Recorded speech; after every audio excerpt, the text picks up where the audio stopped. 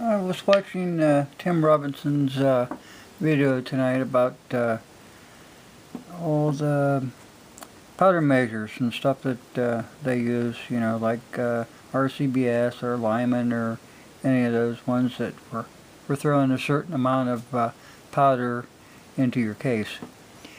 And I started thinking about how I got started. This here, now this is the improved one. The first ones I had, and I still have them, they're red. But this one you got two extra measures. I go, oh yeah. Now it was, I can focus it. It looks like it's going to. $7.95. And the first one I bought was $3.95. And they were all red in color. Let's see. This is all the little scoops. I've been using these dippers since 1977. Now these are the yellow ones. These are the new and improved. And what you do is go over here. If I can get this thing focused. And this is your measure number, because all the little dippers are labeled, and then it tells you how many grains of a certain powder, and your powder will be shown up there. I'll move the thing here in a second. Looks like MR. Let's see, which way do I go for unique? I have no idea. Herco, green dot, blue dot. Here we go. Alright, there's 2400. There's bullseye. Green dot. Herco, red dot. I love red dot. Number 7. And I mean, everything that you could think of, every powder is in here. Well, my favorite's always been red dot and unique. Well, that must be this way. Let's see.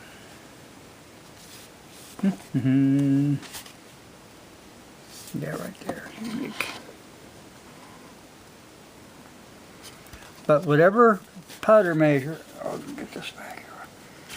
Just a second.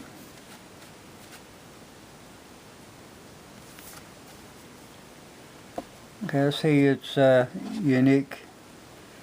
Okay, and say you have a powder measure of and it has a number 30 on it, that's 2.7 grains. A number 50 is like 4.6 grains. So like if you're using unique or something for, oh, what do you say? Like a 357, 4.6 would be pretty good there. And say you're loading up 30-30, and then you start out at 1.30, and that's 11.9 grains of unique in a 30-30. This stuff works really good. They're very simple to use. I mean, all you need is like a little funnel, and just throw your little powder in there. This little red scoop, this is from a Lee Loader 45 Colt that I bought in 1970? No, a little later than that. But anyway, you just scoop your powder, you put your case, and then drop it in there, and you're good to go. Now all the loaders back in the day, they come with this little Lee hand loader. This is everything you need to reload. I don't care where you are. It's all you need. And that scoop is a number 52 measure, which is the red numbers are different than the yellow ones. And if you see here, it says use powder scoop number scoop 52. That was the ones, like, and there's your bullet weight and grain over here, and then your powder type. They got unique down there, they got DuPont, they got red dot. So I could use that same scoop for red dot and unique which is normally what I had on hand at the time. It says here, push the measure through the powder only once and give the measure a slight shake sideways to level it off. Do not shake it down or add more than the recommended scoop. It says do not use bullets heavier than those listed because you can cause dangerous pressure. This is 45 Colt. Now that's something else. Well, let's get to this first.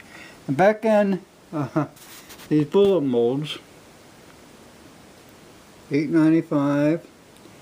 There's a mini for like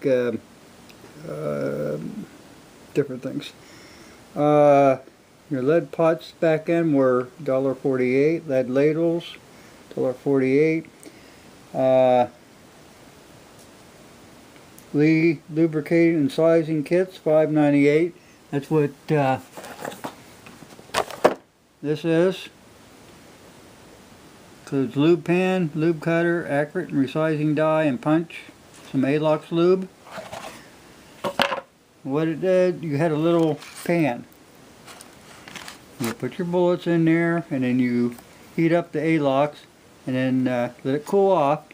Then you take one of these little cutters, like this, you put it down over the bullet, and then you turn it, and then it cuts the bullet out. And then you take it through the sizer here. Let's see if I can get this upright where I can see. This is yeah, get closer. 452 diameter. Then you take this little thing out. Just a second. The loop's kind of got it stuck in there. Anyway, this little thing here, it pulls out. You stick your bullet in there, and you take this thing and you tap the bullet through, and it drops out the other end, and it's sized to 452 diameter. Like I said, things are pretty cheap back. Now here's a little bullet caster, holds 4 pounds, 14 bucks. There's one for, oh, that's not focusing. Okay, that's a little bit better. Now, when I was telling you about the pan stuff, you put all your bullets in there, and you like heat up the Alox, and you like pour it over top of the bullets or whatever. And you take that little cutter, you pull them out, and you take and you pound them through that little resizing die, and you're good to go. That's how I did it back then, because I could not afford anything better. It wasn't until 1990 that somewhere around 1990, that I bought a Lyman 450 lube resizer. It was that long. On those little Lee loaders, that's everything that you get with it. This kit here I just showed you. Okay, you get your lock nut, bullet seeder, priming chamber, your decapper, the body die, flaring tool, decapping chamber, a powder measure for that cartridge, and a priming rod. And they're very simple to use. Now I'll tell you, I got them for different calibers. I wish I had more than what I have. But like I said, that one there's 45 Colt.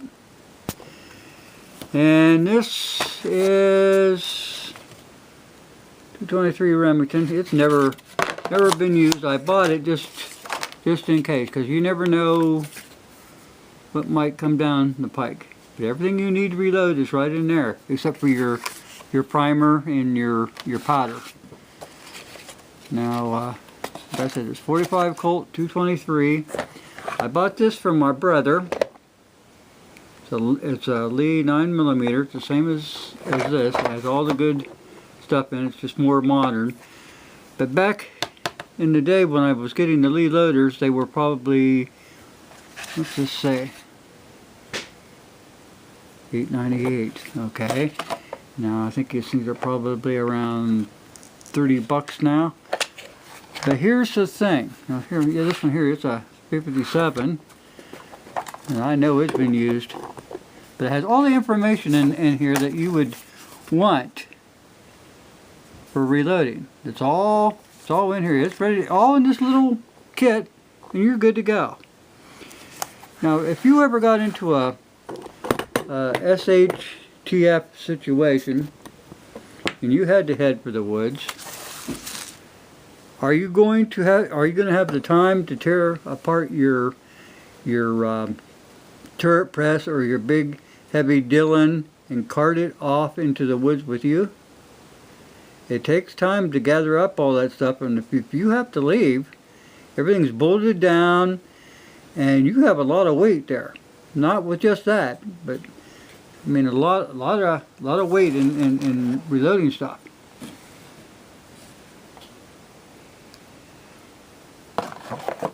But you know, if I had 20 rounds, let's say I had a rifle. Let's say I had 20 rounds of factory ammo. I could go into the woods, and if I had one of these little reloaders, and say 100 primers, 100 bullets, enough powder to reload them all, I could live high on the hog. Give me a 30-30, I could go into the woods and just live. I mean, I would be good to go with all this little kit. That's something people don't think about. You know, it's nice to have those big heavy presses, and sure, I would love to have one, but you know, if I had to take off to the woods, what would I want with me?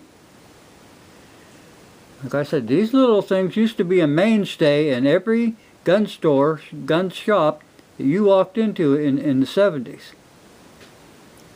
And then people kind of, you know, yeah, I'd like to have something, but you know, I'm afraid to reload. I don't know how to do it, and everybody makes a big thing about reloading. And if it was hard to do, people, we wouldn't be doing it. We really wouldn't.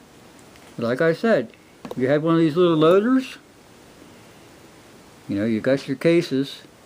If you had 100 bullets, 100 primers, and you had the powder to go with it, you could live pretty well. You know, you're not going to be empty. It's a very simple tool to use. The only thing that you might need is maybe a little bit of lube to use for run it through the dye. But outside of that, so anyway, guys, thanks for watching.